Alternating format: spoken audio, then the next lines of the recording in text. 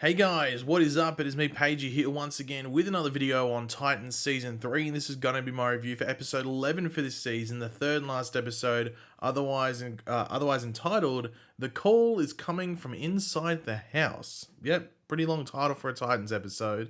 But of course, spoiler alert, if you've not watched the episode, go away, come back later on when you've watched it and everything like that. But of course, if you have watched the episode, be sure to let me know in the comment section down below your various thoughts, opinions, theories, predictions, everything's going forward. What was your favorite moment? What didn't you like? Let me know all that in the comments. And of course, if you go on to enjoy the video and you enjoyed the episode and just want to show your support for the channel, why not drop a like on the video? It does all of that. Now, last episode was, the best way to put it, it was Fall of the Titans. Titans become public enemy number one, specifically Nightwing becomes public enemy number one to Gotham. Things aren't going well, and they're pretty much forced to go on the complete defense and just hide away. That's pretty much the best way to put it. However, we do have Donna and Raven both coming into Gotham, which potentially lightens things up, or at least adds some sort of hope and support for what the Titans are going to have to do to hopefully win what's coming to Gotham over not only this episode, but the episodes to come for the rest of this season. But yeah, this episode as a whole jumped around a lot. Like, it was a very jumpy episode in regards to going to here, and you never really stuck with a specific storyline for too long in the episode, but there was a lot here, and they did definitely set some stuff up for these final two episodes. It's weird we've only got two episodes left for this season, because I still have no idea if Blackfire is meant to be a villain or not. Like, she didn't even, like, the proper Blackfire didn't even appear in this episode, so I'm still confused about that. But maybe that's meant to be set up for next season. I have no idea. But yeah, there's just a lot of stuff jumping around, a lot of setting up, and just pretty much this is probably the episode that was probably the most crazy. A lot of crazy stuff happened in this episode. So yeah, but we gotta talk about the specifics. Let's just jump into it. But we start off the episode pretty much following off from the end of last episode when Jonathan Crane and what's his name? Jason Todd. I was going to call him Tim Todd. That would have been terrible. Anyway, Jason Todd, pretty much take over the Wayne Manor. So Scarecrow, or Jonathan Crane, is giving himself a makeover in the Wayne, or should we say Crane Manor, complete with a new outfit, while also going through the Batcave, which we assumed he would. I'm surprised that that journal with the Lazarus Pit wasn't found. Maybe that's for next episode, considering where this episode ends off with the Lazarus Pit. Maybe they want to leave that for next episode. But Jonathan Crane finds Batman's file on him, or specifically Scarecrow, where he is labeled the weaker of Gotham's antagonists, with Bruce, or Batman, having pity on him, which doesn't really sit well with Jonathan Crane. And this sort of kickstarts his plan to kill enemy number one in their eyes, that of course being Nightwing, and that's pretty much their plan for the episode, both Red Hood and Scarecrow. And you can see that Jason is quite hesitant with the plan. Like, any time this whole plan sort of goes into motion in this episode, or there's anything really to do with Scarecrow or Jonathan Crane, he's just really hesitant with it. You can see, I don't know, was anyone else catching that? Like, he just seemed really hesitant, was having like, thinking things over again, and he definitely didn't seem to be all in with this plan. But of course, as you would expect, Gotham is still in just straight up chaotic mode, while Connor and Dick, Connor and Dick, bunker down in that control center thing. But Dick is drawn out after a very enticing message from Red Hood, which is broadcasted around Gotham City. So it's not just, Dick saying it, everyone sees it, which is also, seen by Tim Drake, who is now out of hospital following his return from the underworld. And instead of running into Dick, who I thought would be the one he would run into, he actually runs into Donna Troy again, but this time in the real world. Now we find out that Tim woke up in the hospital alone. That's what we learn. So everyone, he just got left there. So I guess patients were just ditched when Gotham went to shit. Anyway, that's interesting. But Tim and Donna do go back to his place where his parents are both alive, which I don't think was made clear after their restaurant was shot up. Mainly because Tim's not the main character, so we don't obviously hang out with him that much. I think they might have skipped over any sort of mentioning that the parents were both fine. Because in the comics, I think it's his mother dies, I think. So I was maybe expecting at least one of his parents to die, and that might kickstart one of his origin things. But maybe that happens, considering what's being set up for the rest of the season. Maybe that happens towards the end of the season. But they aren't happy to know that Tim was being involved in the superhero stuff, and that was why he got shot. However, with all the family drama going on, and even Donna gets involved, like, hey, we don't need this drama at this moment. There are just bigger problems at hand with Gotham in general, but also the area they're in, as they are in the middle of a potential wipeout of many Gotham citizens, and they need to try and be a couple of moves ahead of whatever the GCPD, under the influence of Scarecrow, are going to do. And it's going to be pretty hard to, try and navigate their way through it. But, as I said, if they're a couple moves ahead and they've got the people behind them to, move ahead with it, then hopefully they should get it done. But hopefully by the time they start doing that, things are in order with the Titans and they can sort of come together and help. But I don't know, this episode doesn't end in a very bright spot in regards to all of that. Now we get some big revelations with Starfire, and she doesn't get like a ridiculous amount of screen time throughout the entire episode, but there's a big chunk in that like middle third where they really cram all of it in.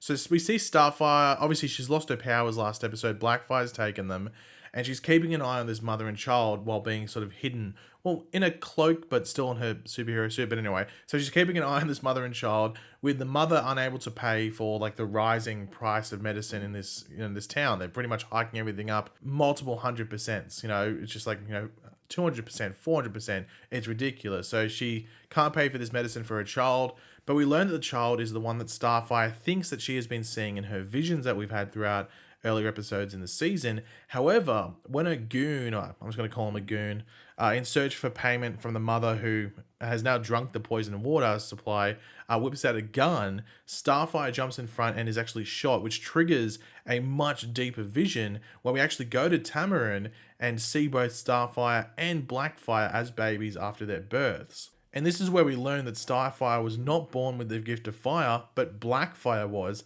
However, they made a big deal to produce a lie to make everyone believe that Starfire did, so she could be the heir to the throne. So when Blackfire is born, they use magic to transfer the powers over to Starfire.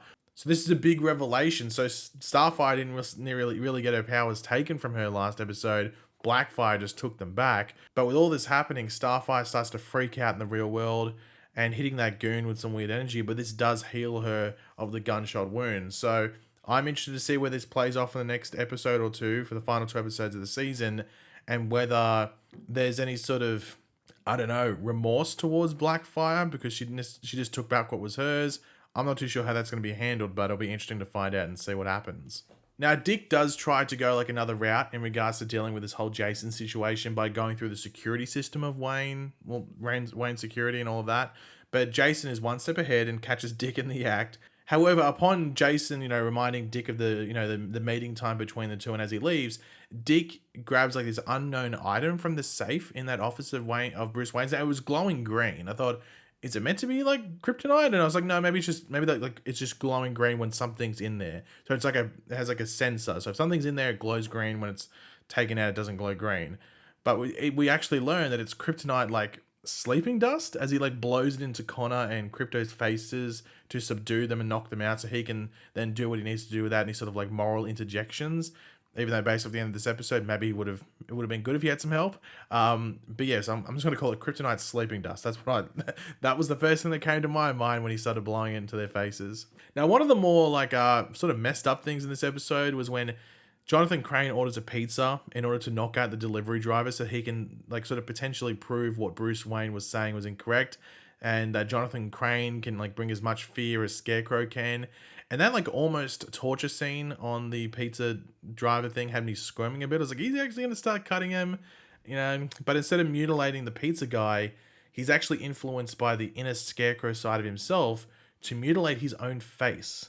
And the pizza driver is a bit like, oh my god, he's stabbing himself. What's he going to do to me if he's stabbing himself in the face? I'm scared. Now, there is some Gar stuff. So Gar is in this episode with Raven. They continue it on. So Gar sort of just updates Raven on the happenings in Gotham, what's been going down, how the shit hit the fan, just to keep it simple, while also telling her about his light reading, if you want to call it, and learning of the Lazarus Pit, showing Raven the symbol for it, with Raven actually being able to use her powers to locate it. Now, I'll just jump to it. So this is like one of the cliffhangers, I guess, for the episode.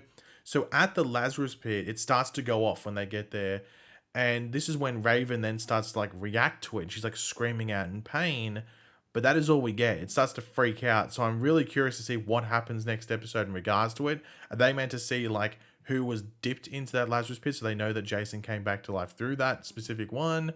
Or is it something else. I'm very curious to see what it was because they just sort of leave it there. So that's obviously something that they want to play out in either the next episode or the final 2 episodes as a whole. So we'll have to wait and see what they do there. But they just sort of, planted a bit of a seed there, and that's all we got. So we'll have to wait and see what happens next. But we do get the Nightwing versus Red Hood like round 3, I think it is. I think it's round 3. And Red Hood just needs to get better aim. I mean, seriously, for a guy that uses 2 guns, he seems to not be able to hit too many targets. However, though Nightwing wins this fight, and he's sort of like, looking over Jason and stuff, the citizens of Gotham just show how influenced they have been, as Nightwing is actually shot in the neck by one of the citizens, and just the Red Hood chant, and they're just turning on Nightwing completely, with Jason even just shocked at the turn and just what's happened. He just can't believe it. Even though this was sort of his goal anyway. So it's pretty insane just how quickly Gotham has been turned. It just makes you wonder, well, what happens next? Like, what happens next? Who comes in to save Nightwing out of this situation? Because, I mean, if you're going to shoot him in the neck, wouldn't you finish the job anyway? So I'm curious. I think we're all curious to see what happens over these next 2 episodes, and specifically where we pick up next week. Just with Nightwing and just the Titans as a whole, because it's a pretty hard situation for them to overcome. But I'm sure they'll be able to do it, hopefully, question mark. But to end off the episode, Jason returns to the Batcave, where Crane has gone all out and completely messed up that pizza drive. I mean, holy shit, like, he definitely sliced and diced him in the stomach area, with him actually revealing his new face to Jason. And you can just tell Jason is just thinking things over, and he's like, what have I got myself into? This is my ally? This crazy dude who's now cut himself up?